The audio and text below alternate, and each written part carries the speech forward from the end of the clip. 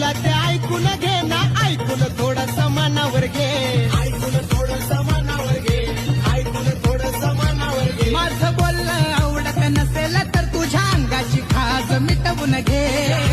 खाज मिटवून घे, तुझ्या अंगाची खाज मिटवून घे. काय पडशील नुसता देवाला नको अडकू फुकट लफड्यात. पाया पडशील नुसता देवाला नको अडकू फुकट लफड्यात.